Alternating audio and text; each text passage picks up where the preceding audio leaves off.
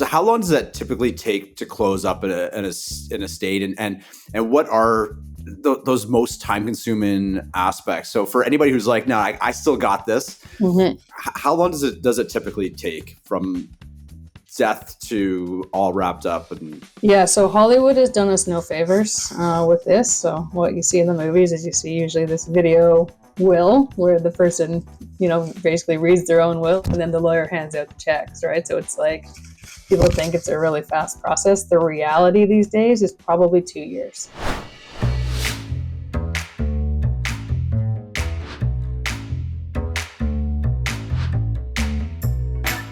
Day. I'm Trevor Miller. With me, as always, Adrian Blake. Adrian, how are you doing today? Doing super well, Trevor. Thank you for asking. How are you doing? Just great. Really, really excited about. Why are you laughing that I'm doing just that great? Because intros on podcasts are awkward. Yeah. No, it's a beautiful day. It's just about fall, which is my favorite time of the year. It's great. So. Yeah, really, and also we get to talk with Andrea Love today, which is super exciting for me. That's right. Andrea Love is the CEO at Legacy Private Trust. It's a private trust company. Basically, the way I understand it is Andrea's company can be the estate trustee, or what you might have called the executor for somebody, and take that responsibility and that burden off of the person that otherwise was going to have to do this work. And so this is a pretty nerdy estate planning kind of conversation that I'm expecting to get into here, but I think it's really valuable to a lot of people. And I think people, probably don't understand what it means to be an estate trustee and what the obligations are. And I'm really curious to hear what Andrea has to say about, the mistakes that people make and some of the things that a company can do that alleviates stress out of, the lives of the people who are the survivors of somebody dying. Like this is what happens when an estate is formed.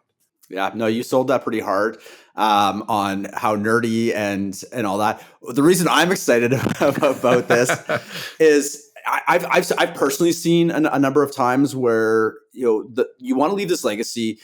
You have a bunch of people around you that you love and care about, and you end up leaving just this poo storm. I was going to use just a mess, and I really think that we can leave a better legacy doing some of these things properly. So I've had some conversation with Andrea for the last couple of years. You introduced me to her a couple of years ago. I love what she has to say. I love what they do, and it's really changed my opinion on what the executor's role is and what that could and should look like. So I'm excited to hear from her. I'm excited to share this with everybody as well. So let's get her on here and hear what she has to say. Yep, absolutely. Let's get into it. Andrea, how are you doing? I'm good. How are you? Very well. Doing well. What? Yeah, happy you're able to join us today. Looking forward to having this chat. I've already pressed the record button just to let you know. Don't want to miss any of the good stuff. Fair enough. So how's your day going so far? Oh, it's all right. Yeah. Good. How about you guys? It's great. Really, really excited to chat with you about this. As I don't know if it's morbid or like just being excited about talking about estate planning and all of that, but I just find it, and I think it came a lot from, I've done my CFP, I've done all the background, I've seen these things happen in life where, people don't take this seriously and don't plan accordingly. And I've seen it break up families. I've seen it cause so much stress.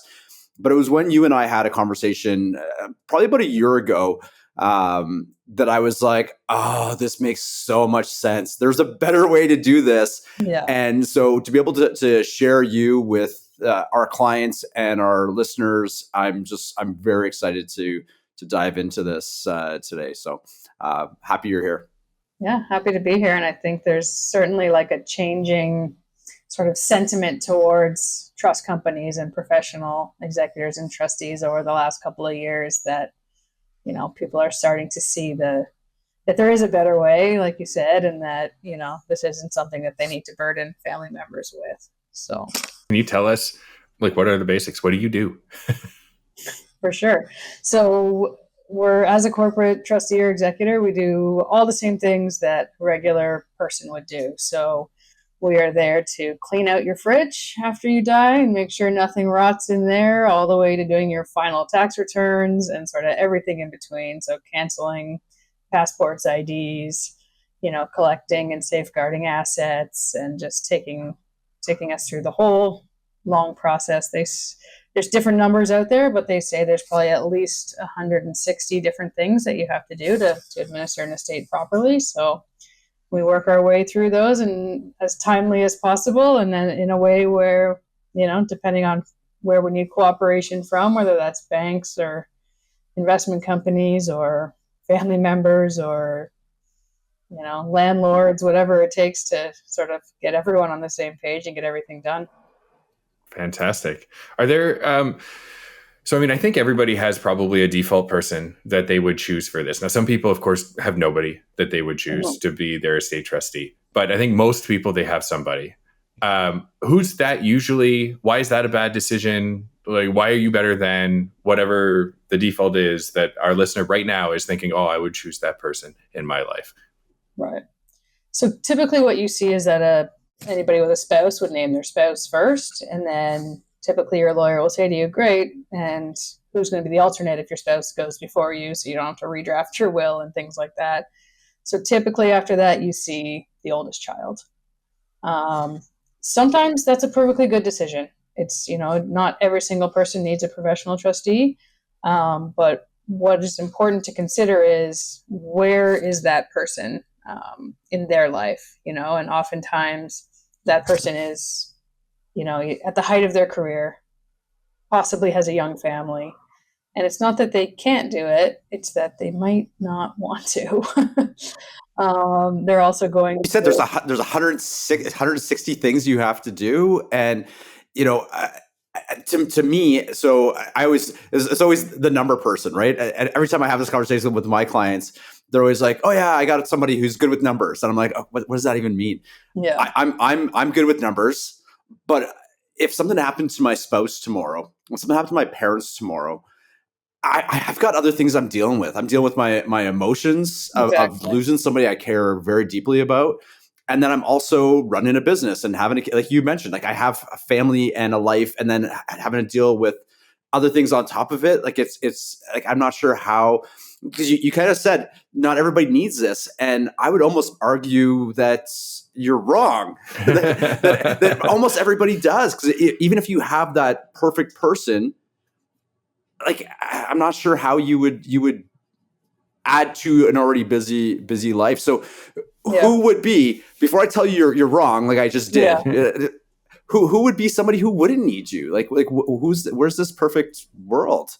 I mean, there's probably that unicorn out there where you have, maybe a retired trust professional. Okay.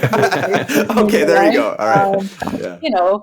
Sometimes people are like, oh, well, my kid's a lawyer, so I'm set. And I'm like, cool, well, what type of lawyer?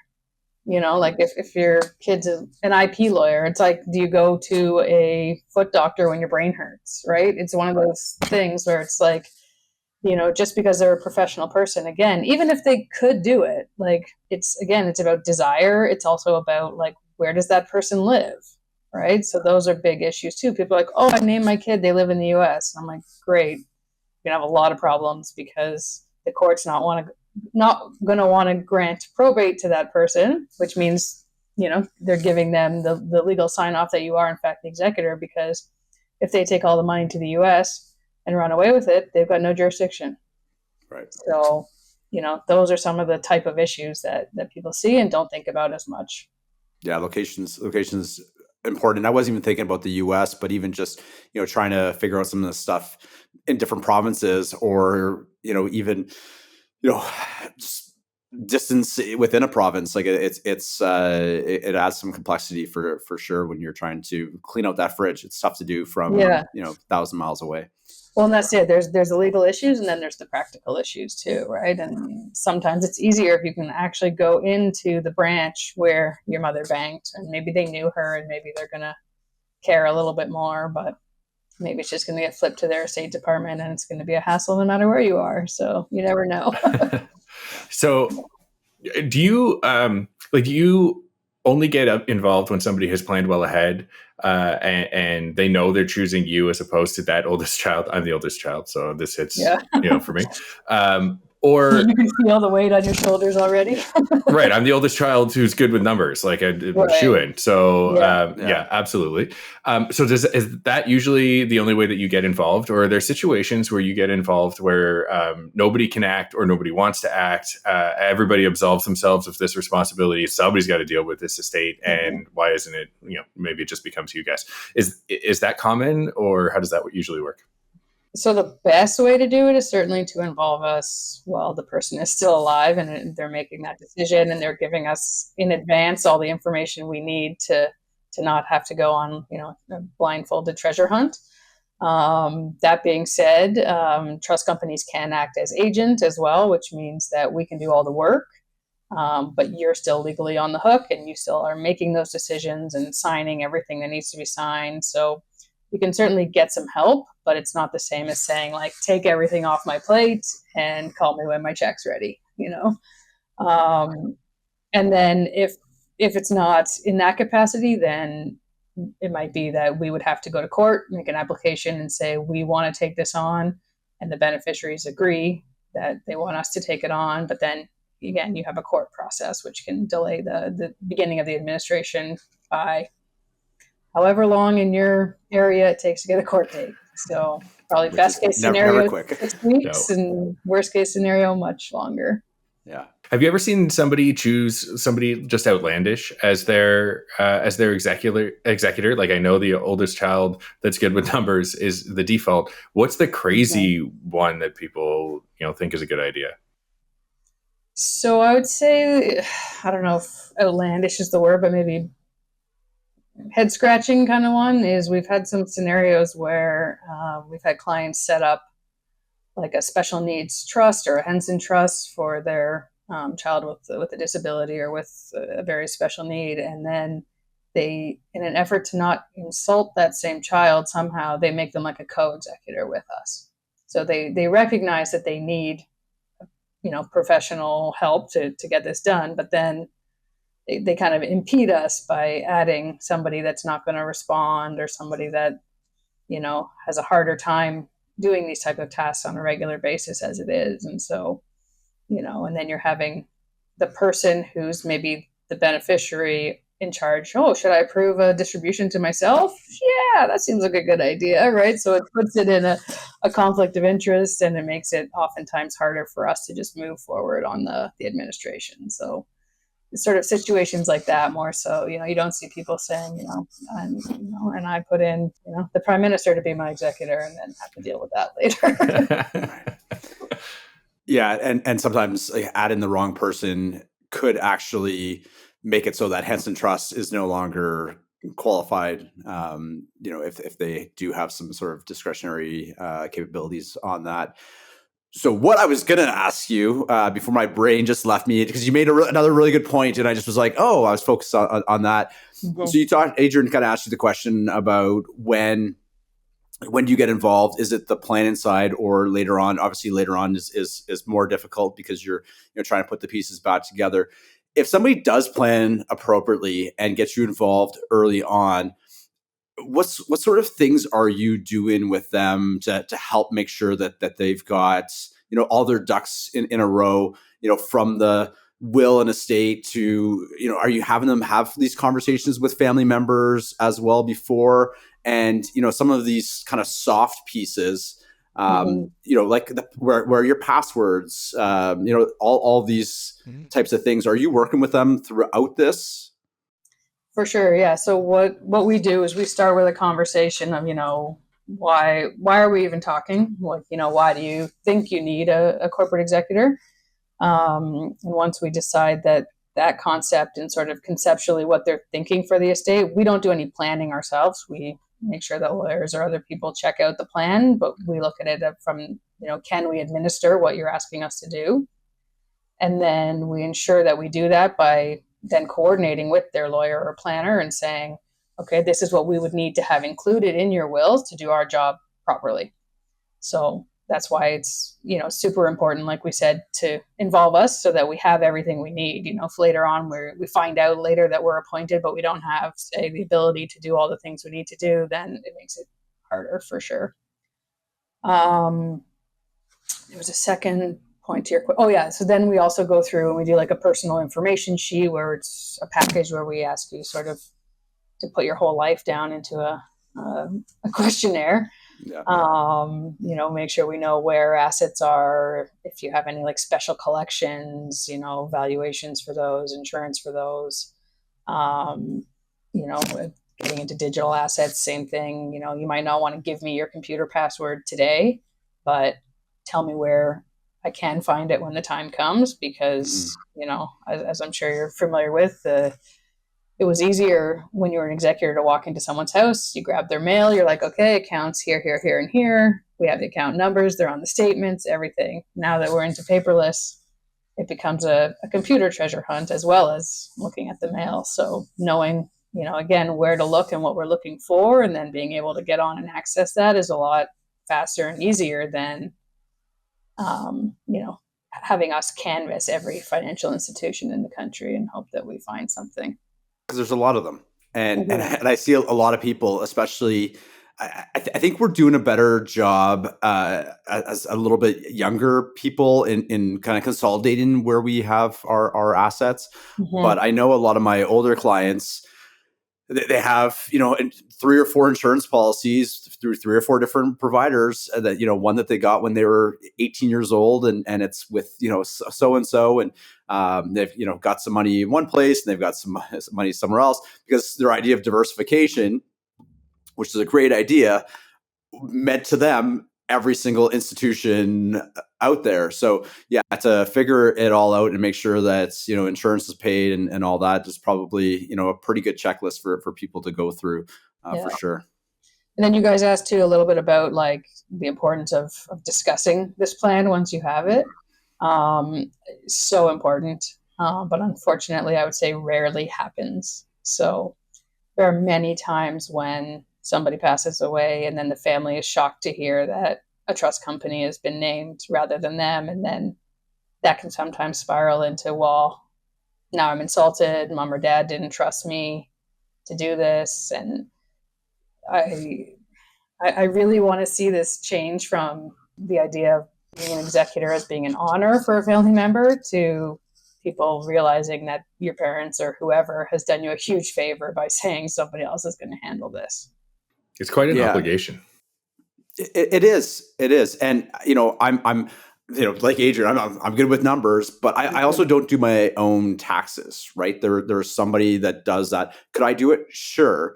But I think when we have access to someone like you, you're right. I think it's time, and I'm hopefully we can get enough people listening to this and hearing this message that it's good. It allows you to take care of your family, allows you to take care of yourself, deal with your emotions, have that great last memories of your loved ones, as opposed to, holy cow, I was going to say something different, but holy cow, we've got, to go to another bank because, mom and dad had money here and there, and I'm running around and I've got to do a tax return. I got to do an adjustment, and I got to do like there is so much that needs to happen, and it can lead to resentment, as opposed to saying, here, Andrea, you deal with this.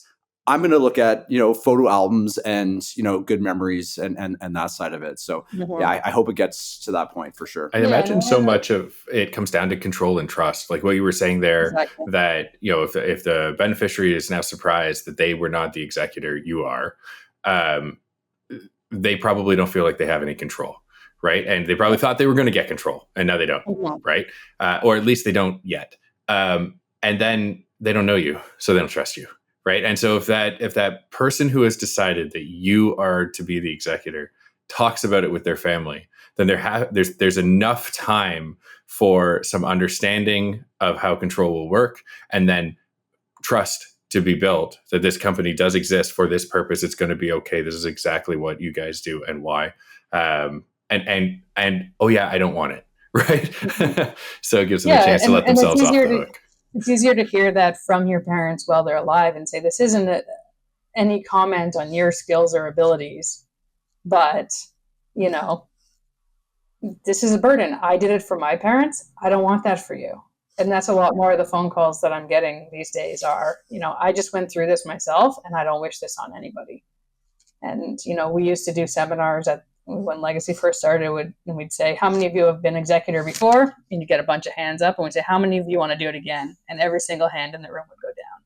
Right. And so if we can get that message out there to folks that it's not a fun or enjoyable job, that, you know, get somebody to help you with it. The process gotten harder? Like, other than the digitalness of everything right now, which you mentioned, is the system worse than it used to be as well?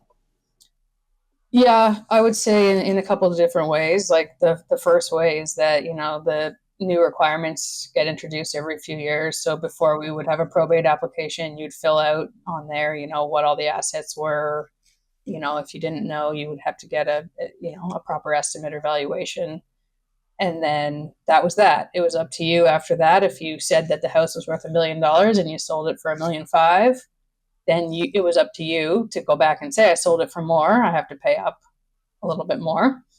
But now they've introduced like an estate information return that's due, you know, a certain number of days after the probate to just kind of almost catch you a little bit and say, okay, well, you said here it was this. Now that you've realized these assets, how much is it really? And so, you know, just extra reporting and again, I mean, it's up to you to be honest with what's been done, but you know, new things get introduced. And then the second piece is that it's gotten a lot harder to get funds from banks. They will seem to be doing whatever they can to hold on to every dollar. And I know, you know, money makes them money, but you know, the process, and I think there's a lot of both banks and other, you know, financial services firms who they haven't geared up their estate departments at the same pace as, you know, like almost the death rate is going, and the fact that that's going to double over the next little while is only means that we need even more estate professionals in all these other firms in order to make this process flow in a much better way. Absolutely. So how long does it typically, so again, 160 different pieces, but so how long does that typically take to close up an estate, and what are those most time consuming aspects? So for anybody who's like, no, I still got this. Mm-hmm. How long does it typically take from death to all wrapped up? And Yeah, so Hollywood has done us no favors with this. So what you see in the movies is you see usually this video will where the person, you know, basically reads their own will and then the lawyer hands out the checks, right? So it's like people think it's a really fast process. The reality these days is probably 2 years. Yeah. You know, some people will tell you they can do it faster. I wonder about some of that sometimes because, like I said, the probate process, especially if you're in Toronto, that takes best case scenario 6 to 8 weeks, and then getting tax clearance from CRA is the next biggest challenge. So first you file the terminal T1 and you let them know, then they have to assess that, and then once that's assessed, then you file for tax clearance. And you know, you're just asking CRA to say, like, you know, it's free and clear. It's kind of a bit of an insurance policy for the executor to have. But that can take 6 months.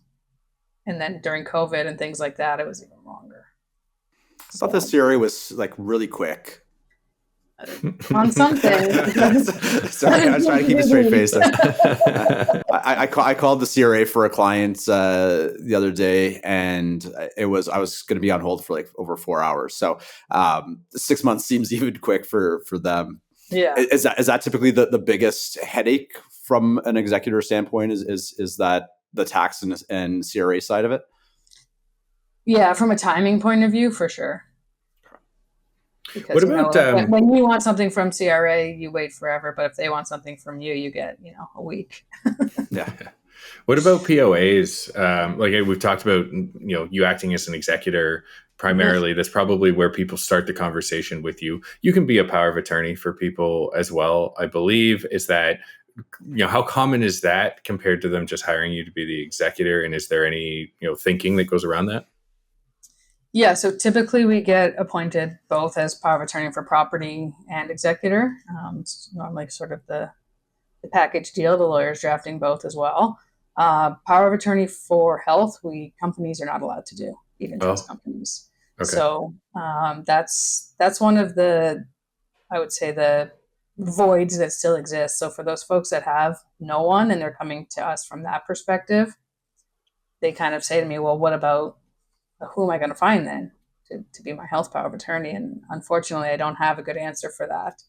Um, but I do tell them, we we spend a lot of time with that person when we're the POA for property. We help with, paying all the medical and health expenses directly. We help with forecasting a bit for them. So, if we have a client that says, I want to be at home as long as possible, and if that requires 24-hour care at home, we say, okay, great. The finances support 24-hour care for X period of time.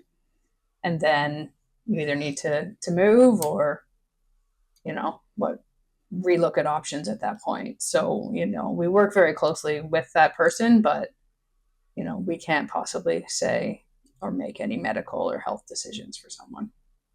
Very interesting. So this to me sounds like something for the rich. Is that who your clients are? The super rich, or is it more that typical client is that middle class person that just needs some extra help? Who are you seeing right now as your typical client? Yeah, so our typical client sort of has a net worth of 2 million or more. That is, again, being based in Toronto, that if you own real estate here, or in the surrounding areas and you have a little bit of other money, you typically qualify for our services. We don't have a minimum per se, but we have a minimum fee that, because we're going to put in. Some estates are not more or less complicated because they have more or less money. Mm-hmm. Sometimes they are. But we still have to do all the same tasks, whether you have 200,000 or 200 million. So, figuring out all those steps is, we have to sort of cover our costs and things like that. Um, so I would say it's certainly something middle and high net worth typically seek out. Um, and then, if you're looking at ongoing trust and things like that too, you just have to sort of consider a little bit, well, okay, you started with $1 million or $2 million, but you have 5 kids and you want to split that into 5 trusts. Okay, what does that look like? And do fees make sense at that point and things like that? One sort of other trend that seems to be turning around a bit is that people were like, well, I want the free option, which is naming my eldest child. Um, we're seeing a lot more trends towards, after that 2 years of work, that oldest child saying, you know what, I am entitled to compensation and I am going to take it because that was a lot of work. And, my siblings were not very great during the process or things like that. And so the idea of there being a free option is not certainly as widely available as people might think it is, and sometimes changes between being named and doing that work. So, Andrea, I kind of imagine that sometimes there's this conflict between you and the beneficiaries, right? Like you have to act in the best interest of the person who has hired you to do the work. That is not necessarily in the best interest of the beneficiaries. And so there's, this inherent conflict of interest that's going to exist sometimes. And I'm sure sometimes this goes very smoothly. I imagine sometimes it does not. How does that look? How do you handle that kind of conflict? What kind of situations have you seen before that have come up, and how could maybe they have not come up? Yeah, so we're probably the most unique industry in that typically when we start acting for our clients, they are dead. So the person who hired us is not the person we end up working with when sort of, rubber hits the road. Sure, we work with them before we set things up. We do those check-ins, like I said before, but when it's really time to get going on the work, that person is gone. And depending on whether or not they communicated, usually not, um, it can sometimes start the relationship off with the beneficiaries in not as great of a way as we would have hoped. We do our best to communicate with beneficiaries and tell them this is not going to be an overnight process. You got to bear with us. It's slow, and these are our expectations. Um, so we try to do that. But again, typically that interaction is happening during a period of grief. And again, sometimes there are other surprises that come up in the will too. So let's say there's two children that this person has, and the first surprise is that neither of them are executor, and the second surprise is there's a trust for one of them, and then the other one gets to inherit sort of directly.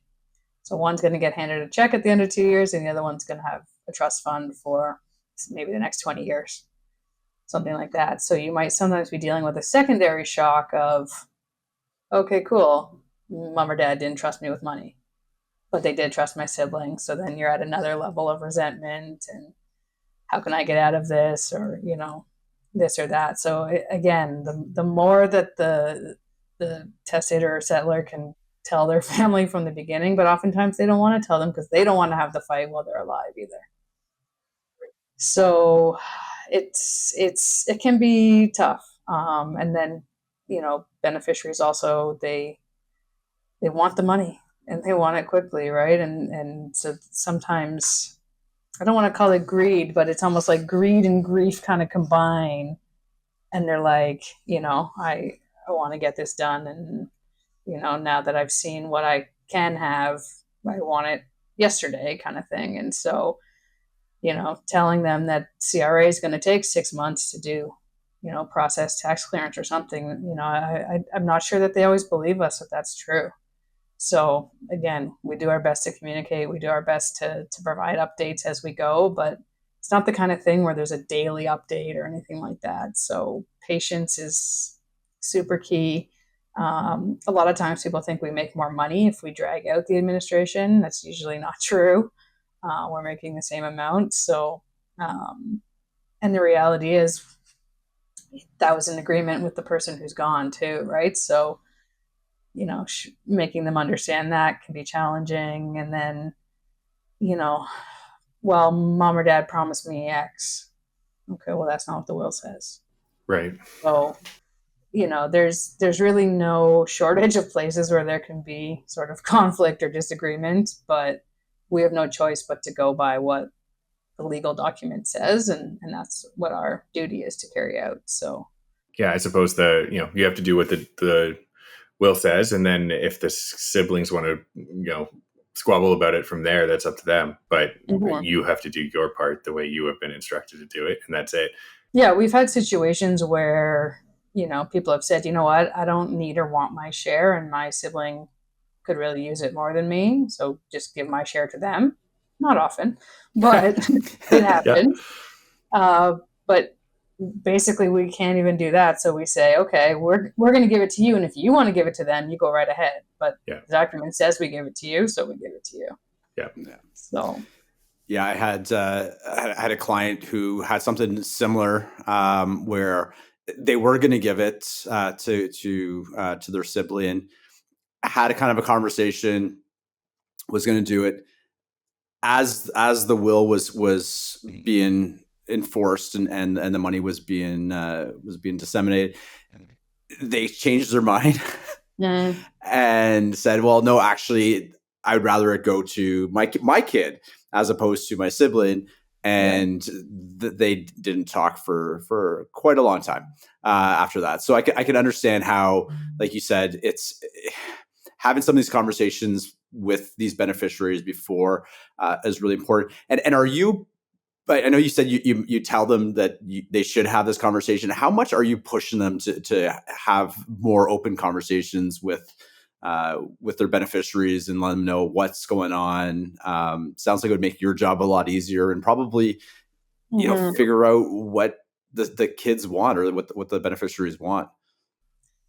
Yeah, I mean, ideally the conversation is not like after it's even all set up. It's like, somewhat part of the process, because if, there could be a value where, the kids do have a good point and they say, you know what, like I'm okay with X, or, it's not valuable, but the thing I care about most is getting the whatever it is, the photo of grandma and grandpa or something, right? And so it's The not that ceramic cow collection.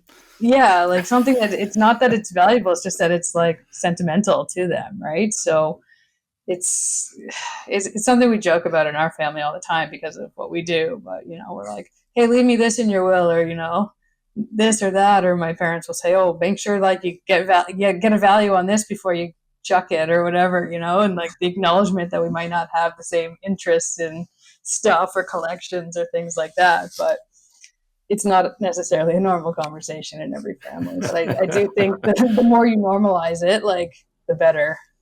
No, I think in my family, my sister really wanted the piano, so it now just is at her house. It's not really my parents' piano anymore. So they took care of that problem.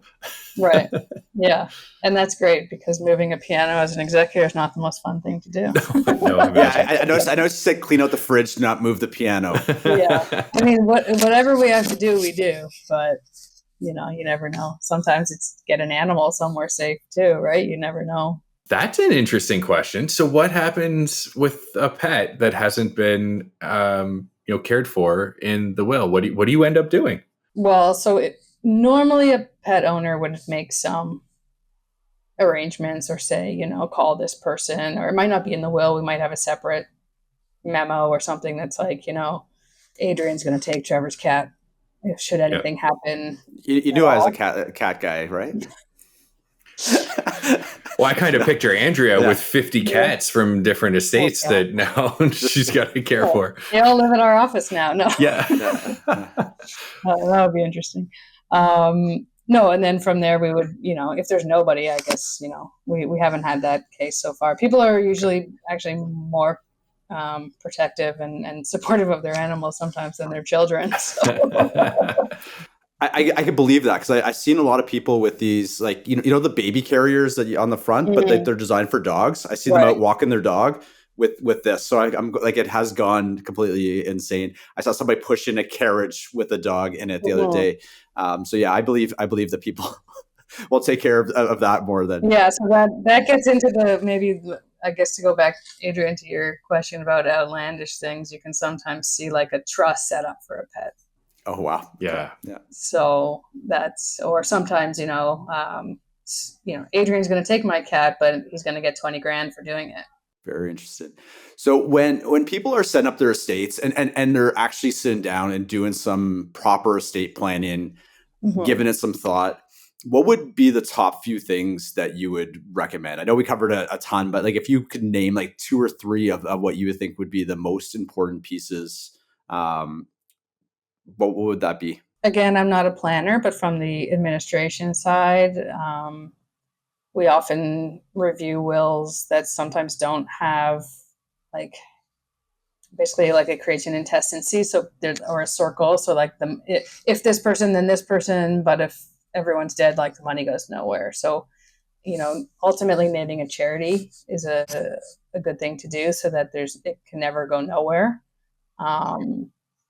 The other thing I see is, again, to go back to special needs, like I see a lot of people doing really good planning and setting up like a Henson Trust or something like that for their kid. But then there's this gap, right, where our hands are tied as executor until we get probate. And again, that can be weeks to months. And we can't distribute any money. So this child who was dependent on the parent now can't get a dime out of the estate for maybe up to 6 months or something like that. So, we can get like a small insurance policy or something that would fund the trust immediately on debts, something like that. And that's kind of a good way to deal with that gap. But it's that or setting up an RDSP or something like that would be passed on. Wouldn't count against their asset levels and help them lose any of the benefits they have. That makes a lot of sense. Yeah, it depends on their age and stuff too for that, but like just sort of it's too bad when you see good planning done and then the reality of that planning is not as good. I've seen too, like some education trusts get set up. So, people get expenses covered, say rent and books and things like that, as long as they're pursuing education. And then we end up with perpetual students, truly lifelong students because the trust was so focused that it only allowed for that. And once they completed, 6 degrees, Yeah. there wasn't really a way to get the money out of the trust other than that. So like trust can be super, super flexible, great tools, but that's the other thing, I guess, is getting people to zoom out a bit and allowing the actual trust deed or instrument to be flexible enough to handle a changing situation too. Some people say, okay, I want to give my kids, $2,000 a month. And I'm like, great, that might be enough right now, but maybe in 20 years when you die and the 20 years after that, that's not going to be enough. And then you're stuck with that. So, you have to, again, comes back to trust. You got to trust the people that are going to administer this for you and trust that we've spent enough time together that we understand your sort of values and a decision that you would have made for your family so that we can do something similar to that. And then, let us carry it out if that's who you've selected to do it. I said it earlier today in another conversation that I think people undervalue flexibility in just about everything that they do. Mm-hmm. And, we see it in their investments. We see it in the decisions that we make. I think it's a great point that if you're writing something as permanent as a trust document, you better have some flexibility in there to be able to accommodate the fact that life is not, a linear thing. Something is going to change. And that doesn't, like, even if it's not unlikely, something might cause you to need that flexibility, and it could be very valuable. And again, we're potentially talking about a lot of dollars on the line too, and over a long period of time. And life changes. The world's changing. And Andrea, as you were talking about that $2,000, I was thinking about sometimes people put your timelines or events on when the money's going to be distributed. And one of the things that often comes up is on education, right? So when you go get your university, we'll pay out this much. Yeah. University might not even be a thing in 20 years, So like who knows what that's going to look like? Or maybe that person that was, going to go get an education started a business or, did something different. So, to allow that flexibility to change not only as things get more expensive, but also as the world changes or as the needs change, is super important for sure. Yeah. And I think a lot of times we're seeing like very entrepreneurial families, accumulate a good amount of wealth and are then doing this planning. And exactly what you said, it might not be university, it might be trade school, it might be, like you said, starting your own business. Like it could be, I think there's a greater acceptance around doing very many different things to get yourself set up, and it's not that typical track anymore. So the more you try to focus these things, sometimes the harder it is for people. Absolutely. Well, that's perfect, Andrea. Thank you so much. I appreciate this insight into something that obviously we have to deal with as financial planners, but in a different way than you have to deal with it. And since we are participating in the planning for a lot of our clients, understanding who's going to do the administration is a big part of what we can do for our clients. And so, I don't want to take too much of your time here, so I'm going to wrap it up, but really appreciate you coming on and kind of explaining some of the pitfalls that people are falling into and some of the opportunities that you present by taking that off of people's plates. I might have to have a chat with my parents about, despite being the oldest kid who's good with numbers. Yeah. Absolutely. I was thinking the same thing. So beneficial, and I know we're just scratching the surface here with our conversation today, but hopefully it was enlightening to me, and we've had some conversations, and I see this a lot. But I just, as you're talking, I'm just going, oh my goodness, this could be an issue as well, and this could be, So I hope that everybody kind of gets that as well. That this is a service that is, again, not for the rich. It's for the normal people that have a life and need that time to grieve, and can with some proper conversations with their beneficiaries and everybody else could make things a lot better for the family that's left behind. Yeah, and I think as maybe my closing point, I mean, a lot of Canadians, like almost half, don't have a will at all. So having a will and naming somebody is still a better move than not having one. So encouraging your clients and listeners and everybody, like if you don't have a will, like in a POA, like start there. and then you can have larger conversations about things after that, but have something in place, and then you've got that at least. Yeah, that's a scary number to leave us with, but Yeah. Some good advice there. Yeah. Thank you so much. Wonderful. Well, thanks, Andrea. Yes.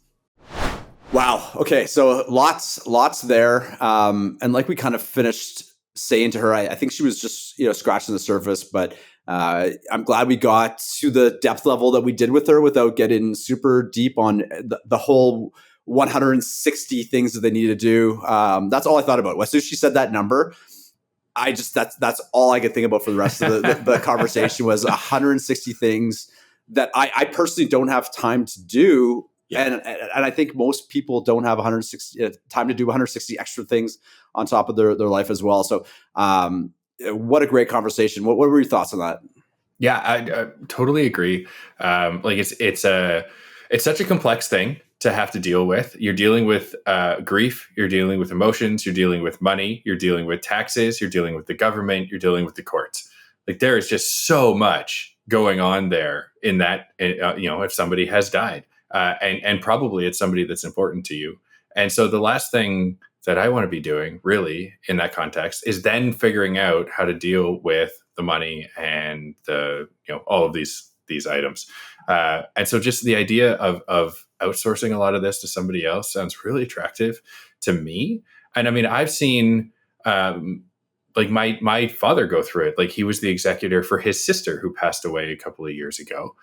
But my father's retired and had, in addition to having the skills and the talents, he's also had the time to do the work to settle that estate. I don't, if that happens, No, for sure. But even from, someone in your father's position, I know he likes to golf a little bit, and he spends a little bit of time in Florida, and his retirement wasn't necessarily with the picture of doing all this extra work. So, he's definitely more than capable. I've known your dad for a very long time. Very smart guy, probably did it better than most human beings would be able to do it. Yeah. But I'm sure if he had a choice, it would have been to be on the golf course and to be grieving in the way that, he wanted to, as opposed to going out and taking on a job in retirement. Yeah. So, it's things like that really just kind of resonated with me is that, $2 million, if that's kind of their target for legacy private trust in particular, and there's probably other ones that you could look at that might have different thresholds as well. But if $2 million, when you look at a property and, a little bit of money is not a whole lot.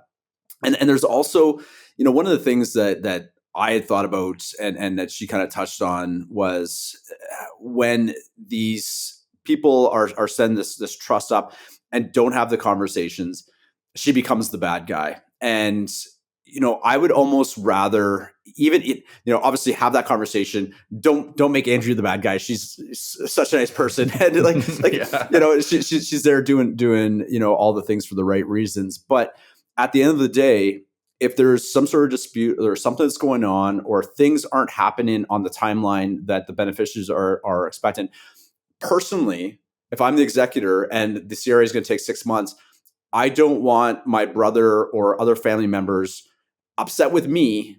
I'd rather than be upset with Andrea. Sorry, Andrea, but I'd rather have that family come together and be together and grieve over this situation, as opposed to me being the bad guy because the CRA is slow. Yep. It can breed a lot of conflict in a family having to deal with the process, right? And it's charged with emotion and it's charged because it's money. And so definitely, I think there's a lot of advantage to offloading that onto somebody who does it for their profession, as opposed to, somebody who just happens to be a family member. So I thought it was a really interesting conversation. I thought she brought up a lot of interesting things. She's obviously seen this a few times. It's, not her first kick at the can either. And I think it's something that more people should consider doing. Absolutely. And I think she had mentioned to me in a conversation previously that the longest standing family-owned private trust company in Canada. Don't quote me on that, but I'm pretty sure that that's what they are. So they've been around for generational as well. So they've been around for a long time, do this for a long time, seen a lot of things. I'm sure know a lot of shortcuts and a lot of ways to get things done more efficiently. So happy we were able to get her on. And it was wonderful having this little chat with you as well, Adrian. Thanks, Trevor. I'm looking forward to the next one. All right. Thanks. Take care. Cheers.